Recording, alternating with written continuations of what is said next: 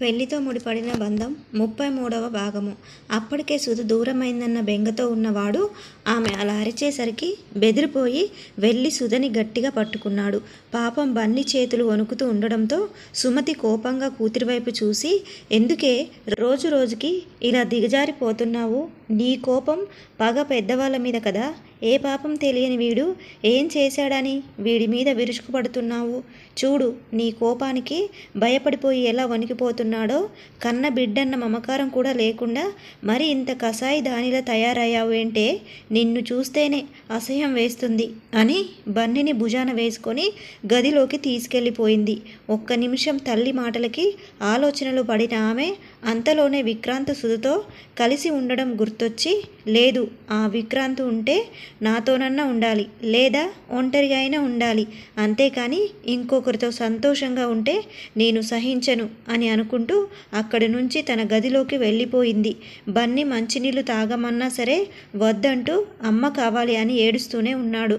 నా బంగారు తండ్రి కదూ, కొంచెం నీళ్లు తాగు నానా, అప్పటి నుంచి ఏడుస్తూనే ఉన్నావు అని సుమతి బ్రతిమలాడుతుంటే, నాకేమి వద్దు అమ్మమ్మ, నన్ను అమ్మ దగ్గరికి తీసుకెళ్ళు, లేదా అమ్మనే ఇక్కడకు తీసుకురా, అంతవరకు నేను ఏమి తినను తాగను అని అన్నాడు.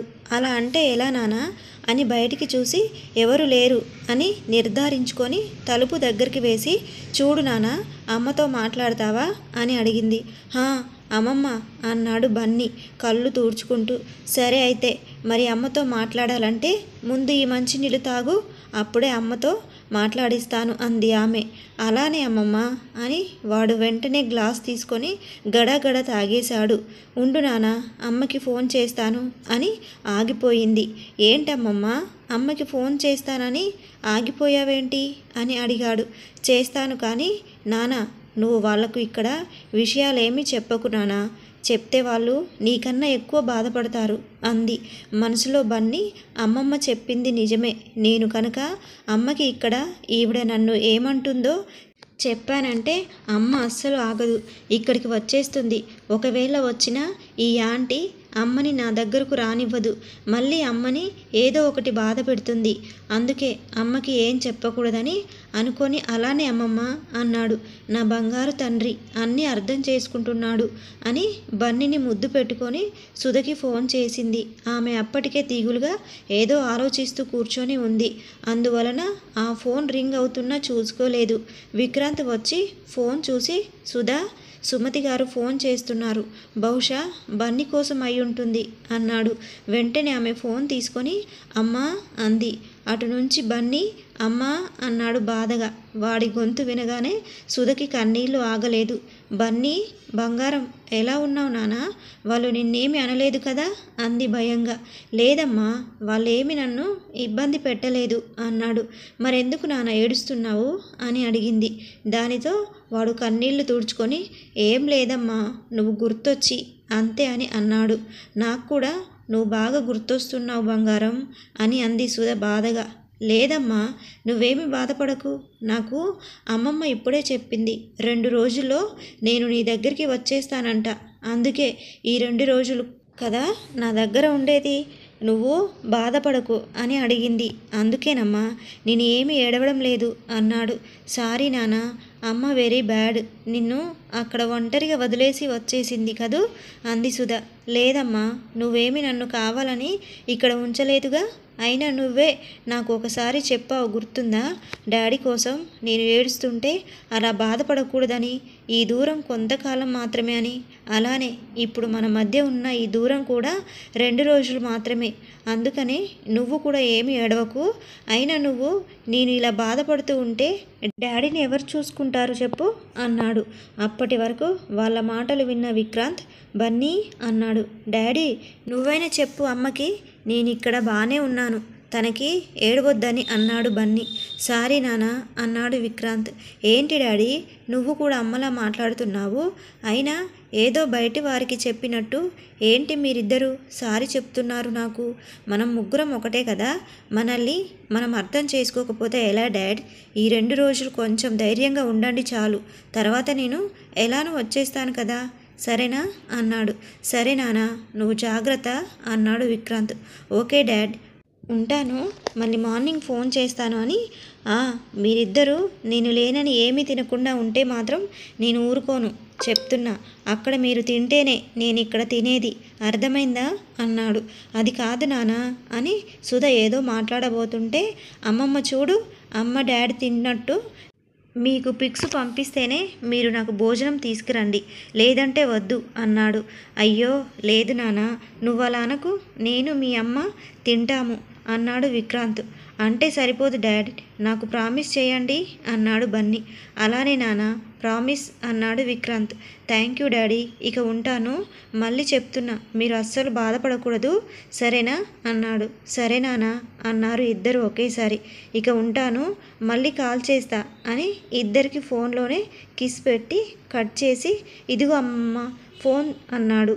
ఆవిడ ఫోన్ తీసుకొని బన్నీని దగ్గరికి తీసుకొని, "నిజంగా మీ అమ్మ అన్నట్టు నువ్వు బంగారానివే నానా, నీ స్థానంలో ఇంకొకరు ఎవరున్నా సరే మీ అమ్మ వాళ్ళని రమ్మని ఏడ్చి గొడవ చేసేవారు, కానీ ఇలాంటి పరిస్థితిలో కూడా నువ్వు ధైర్యంగా ఉండి అక్కడ వాళ్ళకి కూడా ధైర్యంగా ఉండమని చెప్పావు.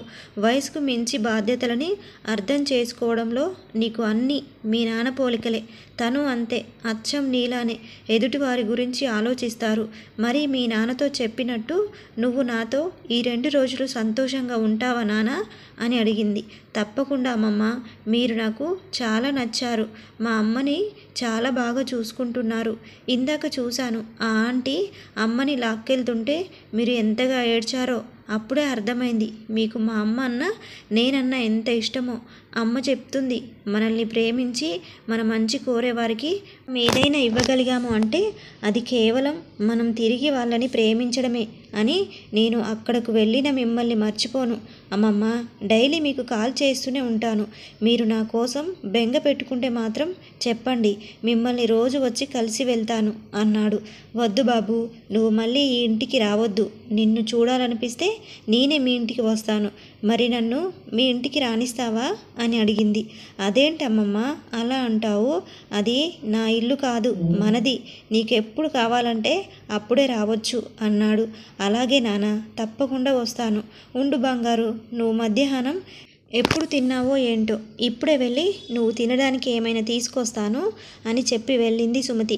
ఆవిడ వెళ్ళాక బన్నీ స్కూల్ బ్యాగ్లో తల్లిదండ్రులతో తను కలిసున్న ఫోటో తీసుకొని దానిని గుండెలకు హత్తుకున్నాడు. "ఫోన్ పెట్టేసి విన్నావుగా బన్నీ ఏం చెప్పాడో, ఇప్పటికైనా వెళ్ళి కొంచెం మొహం కడుక్కొనిరా, ఏమైనా తిందాము, లేదంటే అక్కడ వాడు కూడా మన కోసం తినకుండా ఎదురు చూస్తూ ఉంటాడు" అన్నాడు విక్రాంత్. "అవునండి, మనం ఎంత తొందరగా తిని పిక్స్ పెడితే బన్నీ అంత తొందరగా తింటాడు" అని వెళ్ళి ఫ్రెష్ అయి వచ్చి ఇద్దరు కిందికి వెళ్ళి డైనింగ్ టేబుల్ పైన ఉన్నవి అన్నీ ప్లేట్స్లో వడ్డించుకొని తింటూ ఫోటోలు తీసుకున్నారు. అందరూ వాళ్ళని విచిత్రంగా చూస్తూ దగ్గరికి వచ్చారు. "అక్క, బావగారు, మీరు బాగానే ఉన్నారు కదా" అని అడిగారు నిఖిల్, కీర్తి దగ్గరికి వచ్చి. "మేము బాగానే ఉన్నాము, కానీ మమ్మల్ని డిస్టర్బ్ చేయకు, తినేసి మాట్లాడుకుందాము" అంది సుధ. మొత్తం శుభ్రంగా తిని హ్యాండ్ వాష్ చేసుకుంటూ, "అన్ని ఫోటోలు తీశారు కదండి" అని అడిగింది విక్రాంత్ని. "తీశాను, ఇప్పుడే సెండ్ చేశాను కూడా" అన్నాడు విక్రాంత్. "అమ్మయ్య, అయితే నా బన్నీ ఇప్పుడు కడుపు నిండా తింటాడు" అంది సుధ సంతోషంగా. వాళ్ళు అసలు ఏం మాట్లాడుకుంటున్నారో అర్థం అవ్వక కీర్తి, నిఖిల్ ఇద్దరు వారి వైపు విచిత్రంగా చూస్తుంటే, "అరే, అసలు ఏమైంది మీ ఇద్దరికి? ఇక్కడ మీరు తింటే అక్కడ బన్నీ కడుపు నిండా తినడం ఏంటి? పైగా ఫోటోలు తీసుకొని ఎవరికో పంపించాను అంటున్నారు. ఏం జరుగుతుంది? ఒంట్లో బాగానే ఉందిగా" అంటూ ఇద్దరి నుదిటి మీద చేయి వేసి చూసింది భానుమతి. "అయ్యో గ్రానీ, మాకు ఏం కాలేదు" అన్నాడు విక్రాంత్. "ఏం కాకపోతే పిచ్చి పట్టినట్టు ఏంటి మీ ప్రవర్తన" అంది ఆవిడ. "అది బామ్మగారు" అని బన్నీ వాళ్ళతో మాట్లాడిందంతా చెప్పింది సుధ. అది విన్న వాళ్ళు బన్నీని మెచ్చుకోకుండా ఉండలేకపోయారు. "నా బంగారు తండ్రి, చూసారా, మీరంటే వాడికి ఎంత ఇష్టమో. మీకు దగ్గరగా లేకపోయినా వాడు ఎప్పుడు మీ గురించే ఆలోచిస్తున్నాడు. చూడండి, తల్లిదండ్రులుగా మీరు వాడికి ధైర్యం చెప్పాల్సింది పోయి వాడే మిమ్మల్ని జాగ్రత్తగా ఉండమన్నాడు అంటే వాడు ఎంత బాగా మనల్ని అర్థం చేసుకున్నాడో కదా అన్నారు భానుమతి.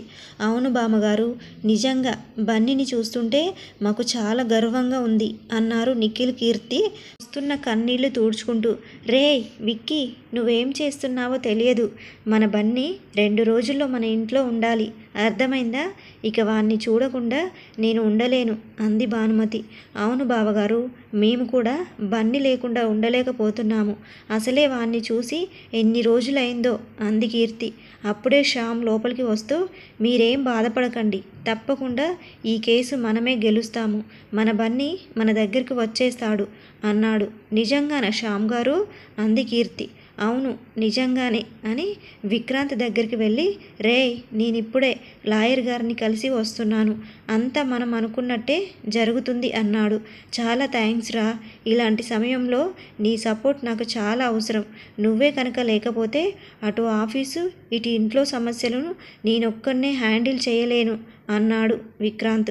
రేయ్ బయట వాళ్ళకు చెప్పినట్టుగా థ్యాంక్స్ ఏంట్రా అన్నాడు శ్యామ్.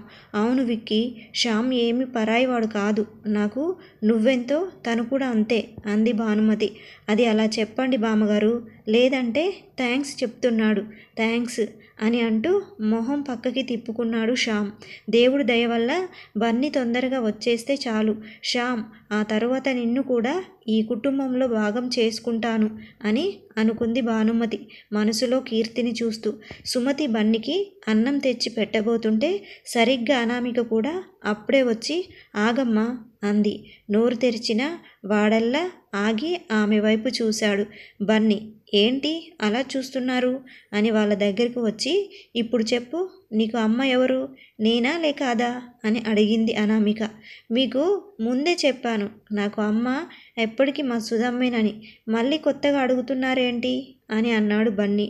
అవునా, అయితే నేను నీకేమి కానంటావు అంది అనామిక కోపంగా. హా అవును అన్నాడు బన్నీ ఏ భయం లేకుండా ఆమె వైపు చూస్తూ. సరే అయితే నువ్వు ఎప్పుడు నన్ను అమ్మ అని పిలుస్తావో అప్పుడే వచ్చి అన్నం తిను, లేదా ఆకలితో ఉండు అంది అనామిక. ఆమె మాటలకి సుమతి కోపంగా, చి ఇంకెంత జిగదారిపోతావే నువ్వు, పిల్లాడి ఆకలిని అడ్డు పెట్టుకొని వాడిని సాధిస్తున్నావు అని అంది ఆమె. అమ్మ నీకు తెలుసు నా కోపం పంతం ఎలాంటిదో, వీడు నన్ను అమ్మ అని ఒప్పుకుంటేనే వీడికి అన్నం పెట్టాలి, లేదంటే ఇలానే ఆకలితో ఉండాలి అంది అనామిక. దానికి సుమతి ఆమెను బ్రతిమలాడుతుంటే బన్నీ మధ్యలో కలగజేసుకొని, వద్దమ్మమ్మ నాకు ఏమీ ఆకలిగా లేదు, పైగా మా అమ్మని గుర్తు చేసుకున్నాను అంటే నా ఆకలి మొత్తం ఎగిరిపోతుంది అన్నాడు వాడు. అప్పటికి కూడా వాడు సుధ కోసమే మాట్లాడుతుంటే మొదటిసారిగా వాడి ప్రవర్తనకు ఆశ్చర్యపోయింది అనామిక. ఆహా అవునా, దాన్ని తలుచుకుంటే నీకు ఆకలి కూడా ఉండదా? అయితే వెళ్ళి దాన్ని తలుచుకుంటూనే ఉండు, నీకు పచ్చి మంచినీళ్ళు కూడా ఉండవు అని కోపంగా అరుస్తూ ఉండగా, బేబీ అని కొంచెం గట్టిగానే పిలిచాడు గోపాలరావు. ఒక్కసారిగా అందరూ వెనక్కి తిరిగి చూసేసరికి కోపంగా వచ్చి, అసలు నువ్వేం చేస్తున్నావో అర్థమవుతుందా అని అనామికపై కోప్పడ్డాడు. ఎప్పుడు లేనిది తండ్రి తన మీద కోపాన్ని చూపించడంతో అనామిక షాక్ అయ్యి అతని వైపే చూస్తూ, డాడ్ అంది. అవును డాడీనే చెప్తున్నా, ఏంటి నువ్వు కోపంలో మరీ ఇంత విచక్షణ జ్ఞానం కోల్పోతావా?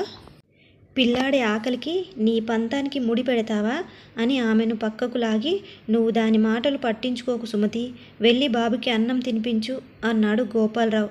డాడ్ అసలు మీరేం చేస్తున్నారు అని అనామిక అంటుంటే, నాకు తెలుసు నేనేం చేస్తున్నాను, ముందు నువ్వు ఇక్కడి నుంచి వెళ్ళు అని ఆమెను తన గదిలోకి తీసుకెళ్ళి మళ్ళీ వచ్చి బన్నీని చూసి, ఏమీ అనుకోకు బాబు, అది నీ చేత అమ్మ అని పిలిపించుకోవాలనే ఆరాటంతో అలా పిచ్చి పిచ్చిగా ప్రవర్తిస్తుంది, అంతేకాని నువ్వంటే దానికేమి కోపం కాదు అని ఇంకా ప్లేట్ పట్టుకొని నిల్చుని ఉన్న భార్యను చూసి, ఎంతసేపు అలా శీల విగ్రహంలా ఉంటావు, ముందు పిల్లాడికి పెట్టు అన్నాడు. అలాగేనండి అని ఆమె ముద్ద కలిపి పెడుతుంటే బన్నీ వద్దు అమ్మమ్మ అని వెనక్కి నెట్టి తన గదిలోకి వెళ్ళబోతుంటే గోపాలరావు వెనక్కి వచ్చి ఆగు బన్నీ అని దగ్గరికి వెళ్ళి దాని తరపున నేను క్షమాపణ అడుగుతున్నాను.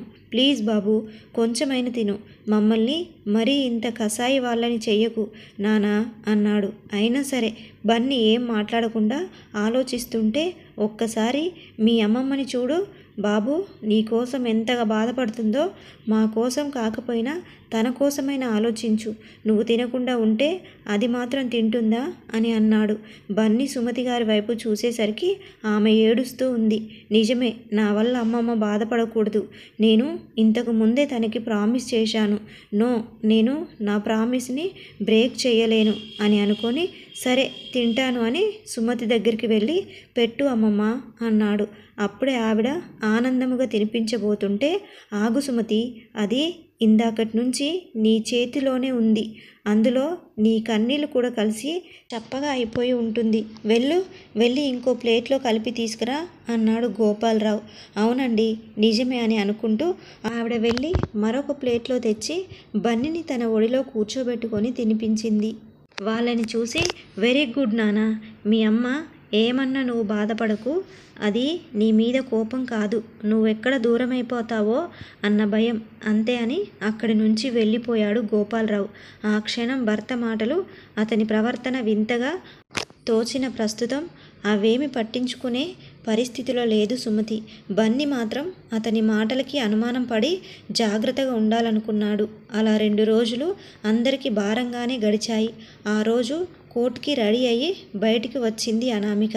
బన్నీ సుమతి కూడా రెడీ అయ్యి వచ్చారు. ఇద్దరు కూడా చాలా సంతోషంగా కనిపిస్తున్నారు. వాళ్ళని చూసిన అనామిక ఏంటి ఇద్దరు అంత హ్యాపీగా ఉన్నారు అని అడిగింది. నీకెందుకు, అయినా ఒకరు సంతోషంగా ఉంటే నువ్వు చూడలేవు కదా, కళ్ళు మూసుకో అని అంది సుమతి. దానితో అనామిక కోపంగా అమ్మా అని అరిచింది. అసలు నువ్వు నా కన్న తల్లివేనా? ఎప్పుడు చూడు నన్ను ఏదో ఒకటి అనడమే కానీ నేను సంతోషంగా ఉండాలని ఎందుకమ్మా కోరుకోవు అంది. నువ్విప్పుడు అడిగేవే నా కన్న తల్లివేనా అని అలా నన్ను అడిగే ముందు నిన్ను నువ్వు ప్రశ్నించుకో, అప్పుడే నీకు సమాధానం దొరుకుతుంది. నువ్వేమన్నా ఆలోచిస్తున్నావా ఎవరి గురించైనా? అయినా ఒకవేళ ఎదుటి వారిని సంతోషపెట్టి నువ్వు సంతోషంగా ఉంటే నిన్ను చూసి ఆనందపడేదాన్ని, కానీ నువ్వెప్పుడు ఎదుటి వారిని బాధపెట్టి అందులో నీ సంతోషం వెతుక్కుంటావు. అందుకే నీ ఆలోచన మారనంతకాలం నా ప్రవర్తన కూడా మారదు, గుర్తుపెట్టుకో అంది. అప్పుడే వచ్చిన గోపాలరావు ఏంటి బేబీ ఏమైంది అని అడిగాడు. చూడండి డాడ్, అమ్మ ఎలా మాట్లాడుతుందో అంది అనామిక. చూడు బేబీ, నేను మీ అమ్మ మాటలు వినను, కానీ ఇప్పుడు ఇలాంటి మాటలు అనవసరం, లేట్ అవుతుంది పదా అన్నాడు. ఇక ఆమె ఏమీ చెయ్యలేక వాళ్ళ వైపు కోపంగా చూసి వెళ్ళి కారులో కూర్చుంది. గోపాలరావు బన్నీ దగ్గరికి వచ్చి బుగ్గపై ముద్దు పెట్టుకొని జాగ్రత్త నానా అన్నాడు. దానికి బన్నీ బుద్ధిగా తల ఊపి సుమతి చెయ్యి పట్టుకున్నాడు గట్టిగా. ఆమె కంగారుగా బన్నీని ఎత్తుకొని ఎందుకు నవ్నా, ఏమైంది అని భర్తను చూసి నువ్వు ఎవరిని చూసి భయపడనక్కర్లేదు సరేనా, నీకు తోడుగా నేనున్నాను కదా, అక్కడ మన కోసం మీ అమ్మ నాన్నలు ఎదురు చూస్తూ ఉంటారు, వెళ్దామా అంది. బన్నీ ఆమె భుజంపై వాలి నన్ను తొందరగా తీసుకెళ్ళమ్మమ్మా అన్నాడు. అలాగే నానా అని బన్నీని తీసుకొని ఆమె వేరే కారులో కోర్టుకి బయలుదేరింది. దారిలో అనామిక టెన్షన్ పడుతుంటే గోపాలరావు ఆమె పరిస్థితిని గమనించి కూల్ బేబీ అన్నాడు. ఎలా డాడ్ కూల్గా ఉండేది, అక్కడ అన్ని విక్రాంత్కి అనుకూలంగానే ఉన్నాయి, ఇలాంటి పరిస్థితిలో మనం కేసు ఎలా గెలుస్తాము చెప్పండి అంది ఆమె. చూడు తల్లి, చివరి క్షణం వరకు నువ్వు హోప్తోనే ఉండాలి, అయినా మీ డాడీ ఉండగా నువ్వెలా ఓడిపోతావు తల్లి, చూస్తూ ఉండు, తిరిగి మనం బన్నీతోనే ఇంటికి వెళ్తాము అన్నాడు. ఏంటి డాడ్ మీరు చెప్పేది నిజమా అంది అనామిక. మీ డాడీ నీతో ఎప్పుడైనా అబద్ధం చెప్పాడా అని అన్నాడు Gopalarao. Wow, thank you so much dad అని హ్యాపీగా నవ్వుతూ అసలు మీరు ఏం చేశారు డాడ్ అని అడిగింది. నేను ఏం చేశానో చెప్తే నీకు షాక్గా ఉంటుంది బేబీ అని అతను ఏం చేశాడో చెప్పాడు. అంతా విన్న అనామిక అలానే చూస్తూ ఉండిపోయింది. ఆమెను కదిపి ఏమైంది బేబీ అలా ఉండిపోయావు అని అడిగాడు అతను. డాడ్ నిజంగా నేనైతే ఇది ఎక్స్పెక్ట్ చేయలేదు తెలుసా. సూపర్ డాడ్, మీరు ఎవరిని ఎక్కడ నొక్కి పెట్టాలో మీకు బాగా తెలుసు. చివరికి ఆ విక్రాంత్ని ఫూల్ని చేయబోతున్నారు కదా, అది తలుచుకుంటూనే నాకు చాలా హ్యాపీగా ఉంది డాడ్. మనం అనుకున్నట్టు జరిగినప్పుడు ఆ విక్రాంత్ ఫేస్ చూడాలి. కాదు కాదు, నా బిడ్డ అని తల్లిగా తెగ ఆరాట పడిపోతుంది కదా ఆ సుధ. అది ఎవరి కోసమైతే చివరికి పని మనిషిగా కూడా మారిందో వాళ్ళే తనని వద్దు అని అనుకుంటే అప్పుడు అది పడే బాధ, ఆహా, నా వల్ల కావడం లేదు డాడ్. ఈ టైం ఎందుకో ఇంత స్లోగా ఉంది అని డ్రైవర్ తొందరగా పోనీ అని అంది. అతను సరే మేడం అని ఫాస్ట్గా వెళ్ళాడు కోర్టుకి. అక్కడ సుధా విక్రాంత్తో పాటు ఫ్యామిలీ మొత్తం బన్నీ కోసం ఎదురు చూస్తూ ఉంది. అనామిక వాళ్ళ కారు ఆగగానే బన్నీ వచ్చాడనుకొని సుధా ఆశగా ఆ కారు వైపు నడిచింది.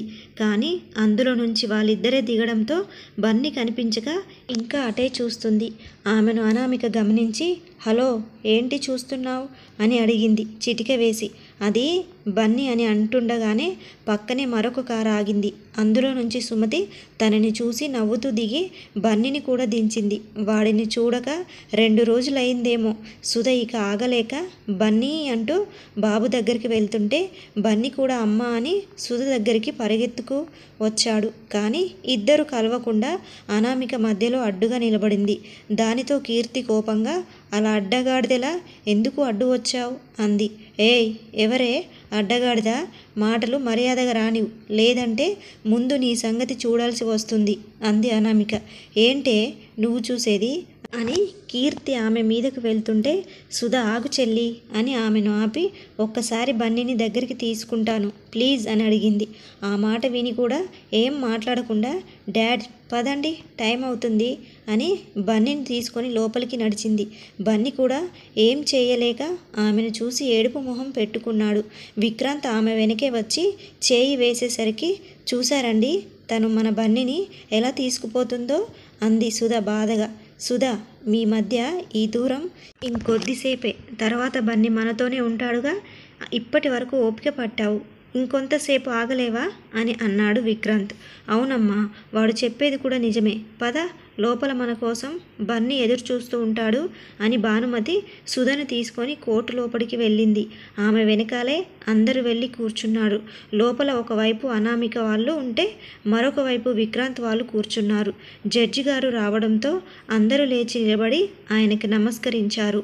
ఆయన అందరినీ కూర్చోమని కేసు వాదోపవాదాలు మొదలు పెట్టమన్నారు.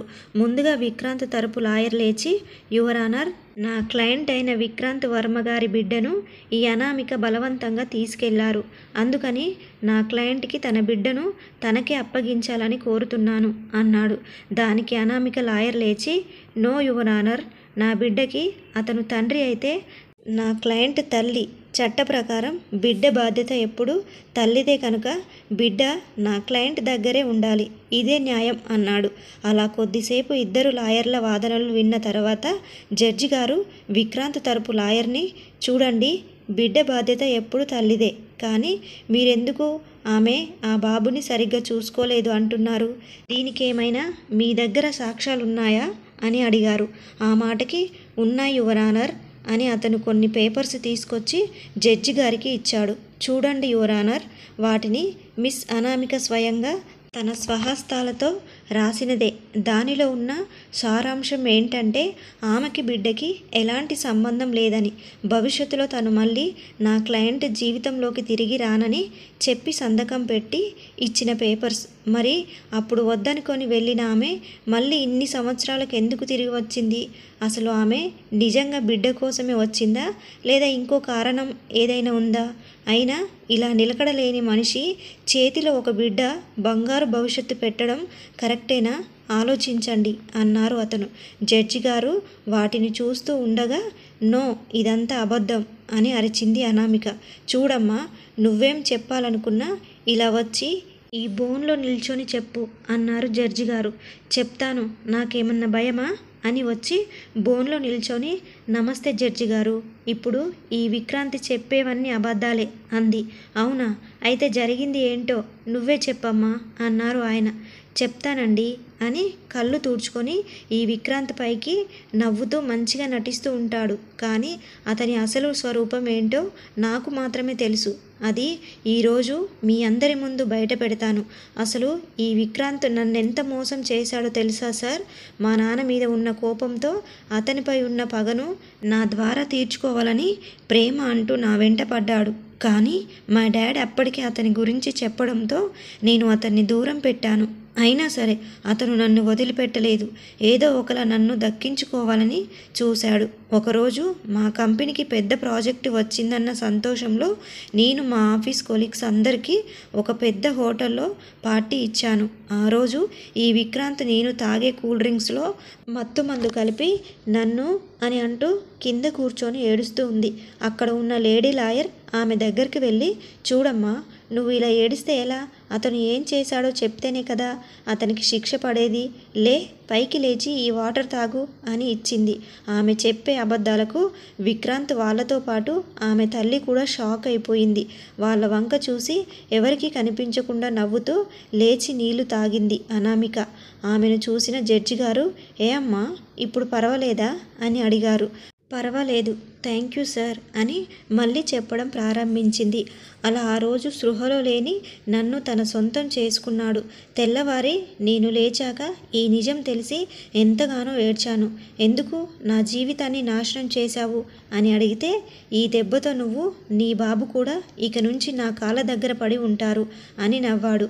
ఆ క్షణమే నాకు చచ్చిపోవాలనిపించింది. కానీ నేను లేకపోతే నా తల్లిదండ్రులు ఏమైపోతారో అని ఆలోచించి ఆగిపోయాను. అప్పటి నుంచి ఈ విషయం ఇంట్లో చెప్పి తనని పెళ్లి చేసుకోమని మళ్ళీ నన్ను వేధించడం మొదలుపెట్టాడు. కానీ నేను ఎప్పటికప్పుడు చెప్దామని వెళ్ళేసరికి నా తండ్రి మొహం చూసి ఆగిపోయేదాన్ని.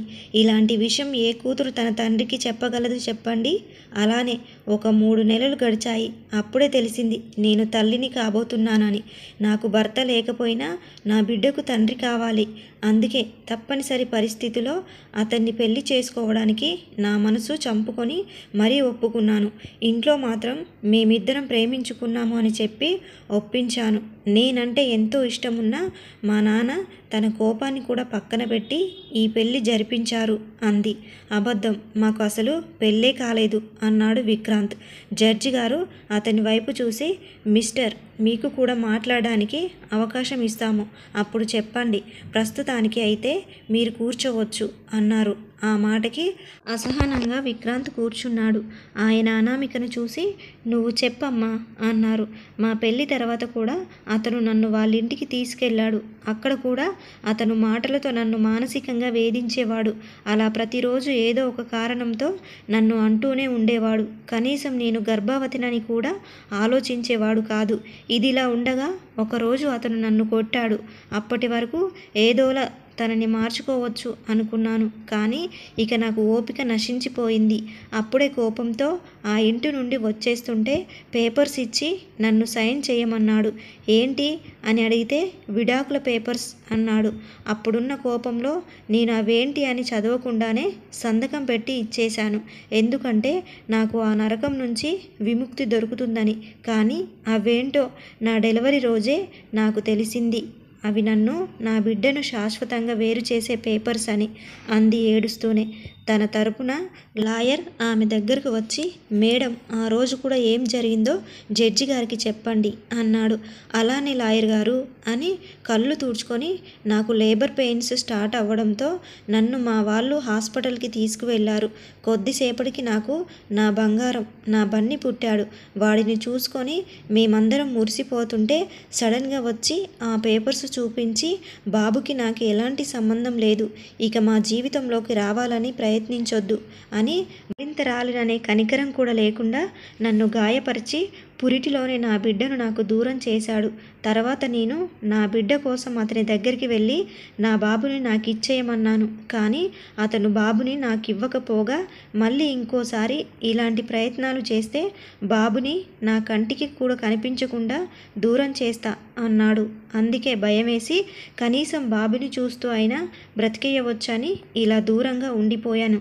ఇది సార్ జరిగింది. ఇంత కఠిన హృదయం ఉన్న అతను నా బిడ్డను తన బిడ్డ అని అనడానికి కారణం కేవలం నా మీద ఉన్న పగతోనే, బిడ్డని అడ్డు పెట్టుకొని నన్ను ఏడిపించాలనే కారణంతోనే. అందుకే మీరే న్యాయం చెప్పండి అని అడిగింది జడ్జి గారిని. జడ్జి గారు ఆమె మాట్లాడినవన్నీ నోట్ చేసుకున్నారు. తర్వాత క్లాప్స్ సౌండ్ వినిపించడంతో అందరూ ఎవరా అని చూశారు. ఎదురుగా విక్రాంత్ లాయర్ చప్పట్లు కొడుతూ, వావ్ మేడం, మీ యాక్టింగ్ స్కిల్స్ని మెచ్చుకోకుండా ఉండలేకపోతున్నాను. ఏమి చెప్పారు మేడం, అంత తెలిసిన నేనే ఒక్క నిమిషం మీరు చెప్పింది నిజమని నమ్మేశాను తెలుసా, అంత బాగా చెప్పారు అన్నారు. వాట్, ఏంటి, నేను యాక్టింగ్ చేయడం ఏంటి, అసలు ఏం మాట్లాడుతున్నారు మీరు అని అడిగింది అనామిక. వెయిట్ మేడం, నేను ఏం మాట్లాడుతున్నానో కాదు, అసలు జరిగింది ఏంటో మీరేం చెప్పారో నేనిప్పుడే మీకు ప్రూఫ్ చేస్తాను కదా అని. సార్, నేను ఆవిడని విచారించాలనుకుంటున్నాను విత్ యువర్స్ పర్మిషన్ అని అడిగారు జడ్జి గారిని. ఆయన ఓకే చెప్పడంతో థ్యాంక్ యూ సార్ అని అనామిక దగ్గరికి వెళ్ళి మిస్సెస్ అని, మేడం మీరే చెప్పండి, మిమ్మల్ని మిస్ అనాలా లేక మిస్సెస్ అనాలా అని అడిగాడు. దానితో అనామిక అతని వైపు కోపంగా చూడడంతో, అయ్యో అది కాదు మేడం, మీరే చెప్పారు విక్రాంత్తో మీకు పెళ్ళయిందని, అందుకే మిమ్మల్ని మిస్సెస్ విక్రాంత్ అనామిక, లేక మీరు విడిపోయారు కాబట్టి మిస్ అనామిక అనాలా? చిన్న క్లారిఫికేషన్ మేడం, అంతే అన్నాడు. నేను ఎప్పటికీ మిస్ అనామిక గోపాలరావునే అంది అనామిక పొగరుగా. దట్స్ ఓకే మేడం అని చెప్పండి మిస్ అనామిక గారు, మీరు ఇందాక ఏదో చెప్పారు, విక్రాంత్ మిమ్మల్ని ప్రేమించమని వెంటపడ్డాడు అని అడిగాడు. అవును, నన్ను ప్రేమిస్తున్నానని నా వెంట పడేవాడు అంది అనామిక. ఎప్పటి నుంచి మీ వెంట పడ్డాడు అని అడిగితే, ఎప్పటి నుంచేంటి, కాలేజీ టైంలోనే అంది. ఓ, అంటే ఇద్దరు ఒకే కాలేజ్నా అన్నాడు. నేను జాయిన్ అయ్యానని తెలిసి తను కూడా నా కోసం అక్కడే జాయిన్ అయ్యాడు, అది కూడా థర్డ్ ఇయర్లో అంది. ఓకే మేడం, మీరు చదివింది సారథి కాలేజీలోనే కదా అన్నాడు. అవును అంది. సార్, మేడం ఏం చెప్పారంటే ఈవిడ జాయిన్ అయిన తర్వాత విక్రాంత్ గారు ఆ కాలేజీలో జాయిన్ అయ్యారు అని అన్నారు. కానీ ఫస్ట్ ఏంటంటే ముందు ఆయన జాయిన్ అయిన తర్వాత మేడం వెళ్ళి జాయిన్ అయ్యారు, దానికి సంబంధించిన పేపర్స్ ఇదిగోండి అని ఆయన జడ్జి గారికి ఇచ్చారు. దానిలో విక్రాంత్ జాయిన్ అయిన ఒక వారం రోజులకి అనామిక జాయిన్ అయినట్టుగా రిజిస్టర్ అయి ఉంది. లేదు, ఇది అబద్ధం అంది అనామిక. అయ్యో మేడం, ఇవేమీ నిమిషానికి ఒకలా మార్చేసే మాటలు కాదు మేడం, కాలేజీ రిజిస్టర్స్ అన్నాడు ఆయన. ఏమో ఎవరికి తెలుసు, డబ్బులు ఇస్తే గాని కాని పని అంటూ ఏదీ ఉండదు, అలా మార్చి ఉండవచ్చు కదా అంది ఆమె. హో, అలా అంటారా మేడం, నిజమే, నేనేది ఆలోచించనే లేదు అని అక్కడే ఉన్న ల్యాప్టాప్లో ఒక వీడియో ఆన్ చేశారు అతను. అది అనామిక అందరి ముందు విక్రాంత్కి ప్రపోజ్ చేసిన వీడియో. దాన్ని చూడగానే ఆమెకు చెమటలు పట్టాయి. వాటిని చూడ్చుకుంటూనే తండ్రి వైపు చూసింది. అతను భయపడొద్దని సైగ చేసేవరకు లేని ధైర్యం తెచ్చుకొని ఆ లాయర్ వైపు చూసింది. మేడం, ఇందులో ఉంది మీరేనా కాదా అని అడిగాడు ఆయన. నేనే, విక్రాంత్కి ప్రపోజ్ చేసేది నేనే అంది ఆమె. Please note this point your honour, Anamika గారు ఇంతకు ముందే విక్రాంత్ ఆమె వెంట పడ్డారు అని చెప్పాడు. మరి ఇక్కడ చూస్తే ఆవిడే ప్రపోజ్ చేస్తున్నారు. మరి చూసేది నిజమా లేక ఆవిడ చెప్పేది నిజమా అని అడిగారు లాయర్. రెండు నిజాలే అంది అనామిక గట్టిగా. అవునా, అదెలానో మాకు కూడా చెప్పండి మేడం అన్నాడు అతను. చెప్తాను సార్, ఈ వీడియోలో ఉన్నది నేనే, కానీ అలా చేయడానికి ఒక కారణం ఉంది. అదేంటంటే నేను కొత్తగా జాయిన్ అయ్యానని తెలిసి కొంతమంది నన్ను ర్యాగింగ్ చేశారు. అందుకే వాళ్ళతో గొడవ ఎందుకు, నేను వాళ్ళు చెప్పినట్టు చేశాను, అంతేకాని నేనేమి అతన్ని ప్రేమించి చెప్పలేదు అంది. సూపర్ మేడం, మీరు ఇంత త్వరగా అలా ఎలా చెప్పేస్తున్నారు అబద్ధాలు అని జడ్జి గారి వైపు తిరిగి, సార్, ఆ కాలేజ్లో ర్యాగింగ్ అనేదే లేదు. ఎందుకంటే ఆ చైర్మన్ గారు అలాంటి వాళ్ళని అస్సలు ఉంచరు, వెంటనే సస్పెండ్ చేసేశారు. అందుకనే అక్కడ ర్యాగింగ్ అనే మాటకే ఆస్కారం లేదు. దానికి సంబంధించి ఆ కాలేజీ వాళ్ళు ఇచ్చిన రిపోర్ట్ కూడా మీకు సబ్మిట్ చేశాను, చూడండి అన్నాడు. ఆయన వాటిని కూడా పరిశీలించి అన్నీ నోట్ చేసుకున్నారు. ఇక తర్వాత విషయంలోకి వద్దామని, ఏమన్నారు, మిమ్మల్ని ఆయన మత్తు మంది ఇచ్చి అన్నారు కదా, అది ఏ హోటల్లో చెప్తారా కొంచెం అన్నాడు. అనామిక అప్పటికి కూడా జంకకుండా ఫలానా అని హోటల్ పేరుతో పాటు ఆ రోజు డేట్ కూడా చెప్పింది. థ్యాంక్స్ మేడం అని ఆ రోజు హోటల్ సీసీటీవీ ఫుటేజ్ కూడా లాయర్ దగ్గరికి చూపించాడు. అందులో అనామికనే మత్తుగా తూలుతున్న విక్రాంతిని బలవంతంగా రూమ్లోకి తీసుకెళ్ళినట్టు ఉంది. అది కూడా అందరూ చూసి ఆశ్చర్యపోయారు. అప్పటి వరకు అనామికకు వాటర్ ఇచ్చి సముదాయించిన లేడీ లాయర్ ఆమెను మింగేసేలా చూస్తూ ఉంది. లేదు, ఇదంతా అబద్ధమని అనామిక అంటుంటే, అరే ఆగండి మేడం, నేను క్లియర్ చేయాల్సిన విషయాలు చాలా ఉన్నాయి అని. ఇప్పుడు పెళ్ళి, మీకు పెళ్ళి జరిగింది అన్నారు కదా, దానికి ఏదైనా ప్రూఫ్స్ ఉన్నాయా అని అడిగారు. ఏంటండి మీరు, ఒక ఆడపిల్ల మా ఇద్దరికి పెళ్ళి జరిగిందని ఇంతమంది ముందు అబద్ధం చెప్పి తన జీవితాన్ని తానే నాశనం చేసుకుంటుందా చెప్పండి అని అంది అనామిక. దాందేముంది మేడం, ఆడవాళ్ళు తలుచుకుంటే ఏదైనా చేసేయగలరు, అలాంటిది అబద్ధాలు ఒక లెక్క చెప్పండి ప్లీజ్. దీన్ని తప్పుగా అనుకోవద్దు, నేను అనామిక క్యారెక్టర్ కోసం మాత్రమే చెప్తున్నాను, అందరూ ఆడవాళ్ళ గురించి కాదు. అలా అయితే నేను ఒక అమ్మాయినే, అర్థం చేసుకోగలరు. మీ పెళ్ళి జరిగింది అనడానికి సాక్ష్యం ఏంటి అన్నాడు. అంటే అంది ఆమె. అంటే ఏంటంటే మేడం, మీ పెళ్ళి ఫోటోలు కానీ లేదంటే మీ పెళ్ళి దగ్గర నుండి జరిపించిన ప్రత్యక్ష సాక్ష్యాలు కానీ ఎవరైనా ఉన్నారా అని అడిగాడు. లేవు అంది. ఓకే మేడం, పోనీ మీ పెళ్ళి ఎలా జరిగిందో చెప్పండి. అంటే హిందూ సంప్రదాయం ప్రకారం పెళ్ళి అయిన స్త్రీకి మెడలో తాళి, కాలికి మెట్టెలు ఉంటాయి. కానీ మీరు అవేమీ లేకుండా సింపుల్గా ఉన్నారు, అందుకే అనుమానం వచ్చి అన్నారు అతను. లేదు, మేము చర్చిలో పెళ్లి చేసుకున్నాము అంది. హో, ఓకే మేడం, అయితే చర్చిలో చేసుకున్న దానికైనా ఎవరో ఒకరు దగ్గర ఉంటారు కదా అన్నాడు. లేదు, ఎవ్వరూ లేరు, జస్ట్ మేమిద్దరమే వెళ్ళి రింగ్స్ మార్చుకున్నాం అంది. అలాంటప్పుడు అది పెళ్ళెలా అవుతుంది మేడం అన్నాడు ఆయన. ఎందుకు కాదు, హిందూ సాంప్రదాయం ప్రకారం తాళి కడితే పెళ్ళి అయినట్టు మేము క్రిస్టియన్ పద్ధతిలో రింగ్స్ మార్చుకున్నాం అంది. అలా అని మీరు అనుకుంటే సరిపోదు మేడం, కోర్టుకి సాక్ష్యాధారాలు కావాలి అని అన్నాడు. దానికి అనామిక దగ్గర సమాధానం లేక మౌనంగా ఉండిపోయింది. ఏంటి మేడం సైలెంట్ అయ్యారు, చెప్పండి, మీ పెళ్ళి జరిగింది అనడానికి సాక్ష్యం ఉందా అని అడిగాడు. దానికి తను లేవు అన్నట్టుగా తల ఊపింది. Please note this point your honour, ఇక మీరు విక్రాంత్పై చేసిన మరో ఆరోపణ, బిడ్డను మీ నుంచి దూరంగా తీసుకెళ్లాడు అని. అసలు మీరు డెలివరీకి మీ ఇంటి నుంచి వెళ్ళారా లేక విక్రాంత్ వాళ్ళ ఇంటి నుంచా అని అడిగారు ఆయన. అంతకు ముందే చెప్పానుగా, మా ఇంటి నుంచే అని అంది ఆమె. అలా అయితే మీ జాయినింగ్ రిపోర్ట్లో విక్రాంత్ ఎలా సంతకం పెట్టాడు అని అడిగాడు ఆయన గట్టిగా. ఆయన అంత గట్టిగా మాట్లాడేసరికి అనామిక బెదిరిపోయి చూసింది. Excuse me your honour, defence వారు నా క్లయింట్స్ని భయపెడుతున్నారు అన్నాడు అనామిక లాయర్ పైకి లేచి. నో యువర్ ఆనర్, నేను నిజాన్ని ఆవిడ నోటితోనే చెప్పించాలనుకుంటున్నాను. ఒకవేళ మీకు ఏమైనా తప్పుగా అనిపిస్తే ఐఎమ్ సారీ అన్నారు ఆయన. నో, కానీ మీరు ఆవిడ అబద్ధం చెప్పిందని ప్రూవ్ చేయగలరా అని అడిగారు జడ్జి. తప్పకుండా యువర్ ఆనర్, నేను ప్రూవ్ చేస్తాను, దానికోసం ఇప్పుడు ఇక్కడికి ఒకరు వస్తారు అని ఆ జనాల దగ్గరికి వెళ్ళి ఒక మధ్య వయసున్న ఆవిడని తీసుకొచ్చారు. వచ్చింది ఎవరో తెలియక అనామిక ఆమె తండ్రి ఆవిడ వైపు చూశారు.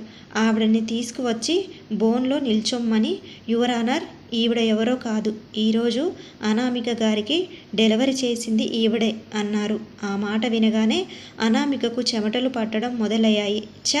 నేను డాక్టర్ గురించి ఆలోచించానే కానీ ఈ నర్స్ని ఎలా మర్చిపోయాను అని ఆవిడ వైపు కోపంగా చూసింది. అదంతా లాయర్ ఒక పక్కన కనిపెడుతూనే అసలు ఆ రోజు ఏం జరిగిందో మీరు చెప్పండి అన్నారు లాయర్.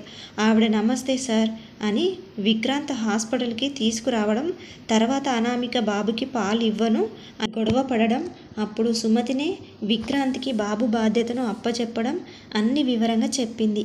అంత విన్నాక జడ్జి గారికే కాదు అక్కడ ఉన్న వారికి కూడా అనామిక పైన పిచ్చ కోపం వస్తుంది. ఆవిడని జడ్జి గారు ఇక నువ్వు వెళ్ళొచ్చమ్మా అని చెప్పారు. ఆవిడ సరేనండి అని విక్రాంత్ వాళ్ళ వైపు చూస్తుంది. అక్కడ అందరూ ఆవిడకి కళ్ళతోనే కృతజ్ఞతలు తెలిపారు. ఆవిడ వాళ్ళని చూసి నవ్వి వెళ్ళిపోతుంది. చూశారుగా యువర్ ఆనర్, ఈవిడ అసలు స్వరూపం మొదటి నుంచి ఆవిడ చెప్పినవన్నీ అబద్ధాలే, నిజాలన్నీ సాక్ష్యాలతో సహా మీ ముందు ఉన్నాయి. ఇప్పుడు మీరే చెప్పండి, బిడ్డను పెంచడానికి ఆవిడకి అర్హత ఉందా? అసలు ఈవిడ పెంపకంలో బన్ని పెరిగితే అసలు ఎలా తయారవుతాడు అని ఆలోచిస్తేనే భయం వేస్తుంది. అందుకే నిర్దోషి అయిన నా క్లయింట్కి బన్నిని అప్పగించాలని కోర్టు వారిని కోరుకుంటున్నాను అని ఆయన కూర్చున్నారు. జడ్జి గారు ఆఖరిసారిగా అనామిక లాయర్ వైపు చూసి మీరేమైనా మాట్లాడాలనుకుంటున్నారా అని అడిగారు. ఎస్ యువర్ ఆనర్ అని అతను పైకి లేచి నేను మిస్టర్ విక్రాంత్ని విచారించాలనుకుంటున్నాను అన్నారు. ఆయన దానికి పర్మిషన్ ఇవ్వడంతో విక్రాంత్ని పిలిచారు. విక్రాంత్ వచ్చి బోన్లో నిల్చున్నాడు. చూడండి మిస్టర్ విక్రాంత్, మీరు అనామికను ప్రేమించలేదా అని అడిగారు. అవును, నేనెప్పుడూ ఆమెను ప్రేమించలేదు అని చెప్పాడు. మరి ప్రేమించకపోతే ఆవిడతో బిడ్డని ఎలా కన్నారు అని అడిగారు లాయర్. చూడండి, నేను అబద్ధం చెప్పడం లేదు. ఆ రోజు జరిగిందంతా నా ప్రమేయం లేకుండానే జరిగిపోయింది. ఈ విషయం ఆల్రెడీ ప్రూవ్ అయింది. అయినా మీరు మళ్ళీ ఎందుకు నన్ను అడుగుతున్నారు అని అన్నాడు విక్రాంత్. ఎందుకంటే మీరు చెప్పేది అబద్ధం కాబట్టి అన్నాడు అతను. మీరు స్వయంగా మీ కళ్ళతో చూశారు, దాన్ని కూడా అబద్ధమని ఎలా అనగలుగుతున్నారు అసలు అన్నాడు విక్రాంత్. చూడండి, మీరు ఎన్ని చెప్పినా అది అబద్ధం, అబద్ధం, అబద్ధమే అన్నాడు ఆ లాయర్ గట్టిగా. కాదు, అతను చెప్పింది నిజం అని వినిపించింది ఒక గొంతు. అందరూ ఎవరా అని చూసేసరికి అక్కడక్కడ ఒంటి మీద దెబ్బలతో తలకి కట్టుతో ఉన్నాడు ఒకతను. విక్రాంత్ అతన్ని చూసి హరీష్ అన్నాడు. ఆ పేరు వినగానే గోపాలరావుకి ఒళ్ళంతా చెమటలు పట్టడం మొదలుపెట్టాయి. అతను గోపాలరావు వైపు కోపంగా చూస్తూనే లోపలికి వచ్చాడు. సుధా అతన్ని గుర్తుపట్టి దగ్గరికి వెళ్ళి మీకు ఎలా ఉందండి అని అడిగింది. బాగున్నానమ్మా అని ఆమెను చూసి నవ్వి విక్రాంత్ దగ్గరికి వెళ్ళాడు. లాయర్ అతన్ని చూసి ఎవరు మీరు అని అడిగారు. చెప్తాను, అన్ని నిజాలు చెప్పడానికే వచ్చాను అని జడ్జి గారి వైపు తిరిగి సార్, నా ఫ్రెండ్ చెప్పేవన్నీ నిజాలు సార్. అసలు ఆ రోజు జరిగిన దానికి తనకి ఎలాంటి సంబంధం లేదు అన్నాడు. చూడండి, మీరేం చెప్పాలనుకున్నా బోన్లోకి వచ్చి చెప్పండి అన్నారు జడ్జి. అలాగే సార్ అని విక్రాంత్ దగ్గరికి వెళ్ళేసరికి అతను హరీష్ అని అత్తుకొని I miss you so much రా అన్నాడు. నేను కూడా రా అని అతన్ని వదిలి నీ లైఫ్లో నీకు తెలియకుండానే చాలా జరిగిపోయాయిరా, అవేంటో నీకు కూడా తెలియాలి. ఇప్పుడు నేను చెప్పేవన్నీ విని నువ్వేం నిర్ణయం తీసుకున్నా నేను అంగీకరిస్తాను, సరేనా అని బోన్లోకి వెళ్ళి నిల్చున్నాడు. అతని మాటలు అర్థం కాక విక్రాంత్ అమాయకంగా అతనికి కొంచెం దూరంగా నిల్చున్నాడు. అనామిక లాయర్ హరీష్ దగ్గరికి వెళ్ళి చెప్పండి, మీరు చెప్పే ఆ నిజాలను వినాలని ఇక్కడ ఉన్న వాళ్ళందరూ ఎదురు చూస్తున్నారు అన్నాడు. అతను చెప్పానుగా, నా ఫ్రెండ్ చెప్పేది నిజం అన్నాడు. హరీష్, మీరు అలా అంటే కుదరదు. అలా అయితే నా క్లయింట్ చెప్పేది కూడా నిజం అని నేను వాదిస్తాను అన్నాడు అతను. నేనేమీ అబద్ధం చెప్పడం లేదు, ఎందుకంటే జరిగిన దానికి నేనే ప్రత్యక్ష సాక్షిని అన్నాడు హరీష్. అంటే అప్పుడు మీరు కూడా ఉన్నారా వాళ్ళ దగ్గర అని అడిగాడు ఆయన. నేను కూడా ఉండడం కాదు, ఉన్నదే నేను అన్నాడు హరీష్ గట్టిగా. అంటే అన్నాడు ఆ లాయర్కి అర్థం కాక. హరీష్ ఒక్కసారి కళ్ళు మూసుకొని ఆ రోజు అనామికతో రూమ్లో ఉంది విక్రాంత్ కాదు నేను అన్నాడు. ఆ మాట వినగానే అందరూ ఒక్కసారిగా షాక్ అయ్యారు. అనామికకి అయితే తన కళ్ళ కింద భూమి కంపించింది. ఒకసారిగా కింద పడబోయి అంతలోనే తమాయించుకొని ఏయ్, ఏం మాట్లాడుతున్నావు నువ్వు? ఉండటమేంటి, నా నాటకాలు ఆడుతున్నావా అని అడిగింది కోపంగా. నాటకాలు ఆడింది నేను కాదు, మీ నాన్న. కావాలంటే నేను చెప్పింది అబద్ధమని నీ మీద ప్రమాణం చేసి చెప్పమను మీ నాన్నని అన్నాడు. ఆ మాటకి అందరూ గోపాలరావు వైపు చూశారు. కానీ అతను మౌనంగా ఉండేసరికి అనామికకు భయం వేసి, డాడ్ ప్లీజ్ మీరు మాట్లాడండి, అతను చెప్పేది అబద్ధం కదా అని అడిగింది. ఆమె అయినా సరే అతను ఏం మాట్లాడలేదు. దానితో జడ్జి గారు, హరీష్ అసలు ఆ రోజు ఏం జరిగిందో మీరే చెప్పండి అని అన్నారు. దానితో హరీష్, అలానే సార్ అని అనామిక చెప్పింది అంతా అబద్ధం సార్. అసలు ఆ రోజు ఆ హోటల్లో పార్టీ ఇచ్చింది విక్రాంత్. వాళ్ళ స్టాఫ్తో పాటు ఫ్రెండ్స్ని కూడా పిలిచాడు. పార్టీ ముగిసే సమయానికి చాలామంది వెళ్ళిపోయారు. నేను విక్కీ బెస్ట్ ఫ్రెండ్స్ సార్. అందుకే వాడికి తోడుగా ఉండమన్నాడు. మేమిద్దరం కలిసి వెళ్దామని అనుకున్నాం. అప్పటికే చాలా లేట్ అయిందని మా అమ్మ ఫోన్ చేస్తే నేను మాట్లాడదామని పక్కకి వెళ్ళాను. ఫోన్ మాట్లాడి తిరిగి వస్తుండగా అనామిక అక్కడ వెయిటర్కి ఏదో ప్యాకెట్తో పాటు డబ్బులు కూడా ఇచ్చింది. దానితో నాకు అనుమానం వచ్చి తన మాటలు విన్నాను. చూడు, గుర్తుందిగా, ఈ పౌడర్ కలిపిన డ్రింక్ ఎలాగైనా విక్రాంత్ తాగేలా చూడు అని చెప్పి అతన్ని పంపించింది. ఎవరికో ఫోన్ చేసి అంతా మనం అనుకున్నట్టే జరుగుతుంది, ఎలాంటి ప్రాబ్లం లేదు, ఈ రోజుతో ఇక ఆ విక్కీ లైఫ్ లాంగ్ నా కాళ్ళ దగ్గరే పడుంటాడు. ఈరోజు రాత్రి మత్తులో ఉన్న అతన్ని నా సొంతం చేసుకుంటాను. ఎలానో నేను ప్రెగ్నెన్సీ రావడానికి మెడిసిన్ తీసుకున్నాను కనుక నాకు తప్పకుండా ప్రెగ్నెన్సీ వస్తుంది. అప్పుడు ఆ బిడ్డను అడ్డం పెట్టుకొని అతన్ని ఏడిపిస్తాను. ఇక అతని జీవితం నరకప్రాయమే అంది. ఆ మాటలు వినగానే నాకు భయం వేసింది. ఒక అమ్మాయి మరీ ఇంత క్రూరంగా ఆలోచిస్తుందా అని అనుకున్నాను. విక్కీ ఎంత మంచివాడు. ఆమె వాడిని ఎంత ఇబ్బంది పెట్టినా తనని మందలించేవాడే కానీ ఇప్పుడు ఆమెను కనీసం కోప్పడలేదు. అలాంటి వాడి జీవితాన్ని ఈ అమ్మాయి నాశనం చేయాలని చూస్తుంది అని అనుకుంటూ వాడు ఆ డ్రింక్ తాగకుండా చూడాలి అని పరిగెత్తుకు వెళ్ళేసరికి విక్కీ అప్పటికే ఆ డ్రింక్ తాగి తూలుతూ ఉన్నాడు. నేను దగ్గరికి వెళ్ళేసరికి వాడు పూర్తి స్పృహ కోల్పోయాడు. అలానే వాణ్ణి తీసుకొని బయటికి రాబోతుంటే ఈ గోపాలరావు అడ్డుపడి అక్కడున్న రౌడీలతో నన్ను బయటికి గెంటించి విక్కీని తీసుకెళ్ళిపోయాడు. అక్కడ గార్డెన్లో చీకటిగా ఉండడం వల్ల ఎవ్వరూ లేరు. నాకు ఇక వాణ్ణి ఎలా కాపాడాలో అర్థం అవ్వలేదు. ఒకవేళ నేను ఇప్పుడు ఎలాగోలా వాణ్ణి కాపాడినా రేపు వాళ్ళు మళ్ళీ ఇదే ప్రయత్నం చేస్తే అప్పుడు వాడి జీవితం ఏమైపోతుంది? ఏం చేయాలి అని ఆలోచిస్తూ ఉండగా అప్పుడే వాడు నా కోసం ఏం చేశాడో గుర్తొచ్చింది. మాది మిడిల్ క్లాస్ ఫ్యామిలీ. మాకు ఇల్లు గడవడమే కష్టం. అంటే ఇంకా నా చదువు ఎలా అని అనుకునేవాళ్ళం. కానీ అప్పుడు వాడే నాకు సాయం చేశాడు. కాలేజీలో అందరూ నన్ను ఏదో ఒక విషయంలో నేను మిడిల్ క్లాస్ అని ఏడిపిస్తుంటే వాడే అందరి నోర్లు మూయించి నన్ను తనతో పాటు సమానంగా చూసేవాడు. నా కోసం గొడవ పడేవాడు, నా కోసం కొట్టేవాడు, నా వెనుక ఒక సైన్యంలా నిలిచేవాడు. అలాంటి వాడికి నేనెప్పుడు ఇలాంటి సాయం చేయలేకపోయాను. ఇప్పుడు నాకు తెలిసి కూడా వాడిని కాపాడుకోలేకపోతే నాకంటే మిత్రద్రోహి ఉండడు. అందుకే నేను వాడి కోసం ఒక నిర్ణయం తీసుకున్నాను. వాడి బదులు నేను ఆ గదిలోకి వెళ్ళాలని. తర్వాత జరిగింది తెలిసి ఎవ్వరు ఏమనుకుంటారో అని నేను ఆలోచించలేదు. ఆ క్షణం నాకు వాడు మాత్రమే ముఖ్యం అనిపించాడు. అలా వాళ్ళకి కనపడకుండా లోపలికి వెళ్ళి విక్కీని అనామిక తీసుకెళ్లేసరికే నేను ఆ గదిలో ఉన్నాను. తర్వాత పవర్ తీసి ఆమెకు లైట్గా మత్తు ఉండేలా క్లోరోఫామ్ ఇచ్చి విక్కీని పక్క గదిలో పడుకోబెట్టి నేను వెళ్ళి ఆ స్థానంలో ఉన్నాను. ఆమె నా దగ్గరికి వచ్చి మత్తులో నేనే విక్కీ అనుకొని నాతో గడిపింది. తెల్లవారుజామున నాకు మేల్కో వచ్చి ఎలా ఉన్నాడో చూద్దామని డోర్ తీసేసరికి అక్కడే ఉన్న గోపాలరావు నన్ను చూశాడు. నువ్వు లోపల నుంచి వస్తున్నావేంటి? విక్కీ కదా ఉండాలి. నా కూతురు ఎక్కడా? దాన్ని ఏం చేశావని కోపంగా అడిగాడు.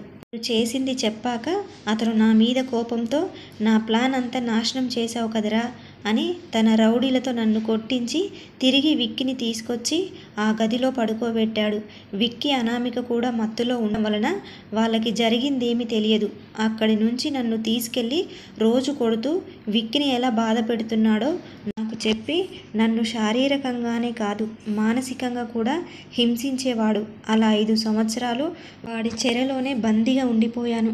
మొన్నే వాళ్ళ నుంచి తప్పించుకున్నాను. అప్పుడే నాకు యాక్సిడెంట్ అయింది. ఇదిగో ఆ అమ్మాయి విక్కీ భార్య నన్ను హాస్పిటల్లో జాయిన్ చేసిందంట. తలకి దెబ్బ తగలడంతో స్పృహ కోల్పోయిన నేను ఈరోజే స్పృహలోకి వచ్చాను. రాగానే నా తల్లిదండ్రులకి జరిగింది చెప్పి విక్కీ కోసం వెళ్తే అప్పుడే నాకు తెలిసింది ఇక్కడ ఉన్నాడు అని. ఆ గోపాలరావు దుర్మార్గాన్ని ఇలా మీ అందరి ముందు బయట పెట్టాలని ఇక్కడికి వచ్చాను అన్నాడు. అంత విన్నాక అక్కడ ఎవరికి బ్రెయిన్ పనిచేయలేదు. చివరికి జడ్జి గారితో సహా షాక్ అయ్యారు. అనామిక అయితే కళ్ళు తిరిగి పడిపోయింది. సుమతి గోపాలరావు ఇద్దరు వెళ్ళి ఆమెను లేపారు. తండ్రిని చూసిన ఆమె నన్ను ముట్టుకోవద్దు అంది కళ్ళెర్ర చేస్తూ. అది కాదు బేబీ అని అతను అంటుంటే, వద్దు, ఇంకోసారి నన్ను అలా పిలవద్దు. నిన్ను చూస్తుంటేనే అసహ్యం వేస్తుంది నాకు. నువ్వు అసలు నా తండ్రివేనా అని అడిగింది. మరిప్పుడు ఏం జరగబోతుంది చూశారు కదండి. పెళ్లితో ముడిపడిన బంధం 33వ భాగము పూర్తయింది. 34వ భాగంతో మళ్ళీ కలుద్దాం. ఈ వీడియో కనుక మీకు నచ్చితే ప్లీజ్ లైక్ చేసి సబ్స్క్రైబ్ చేసుకోండి. లైక్ చేయడం మాత్రం అస్సలు మర్చిపోకండి.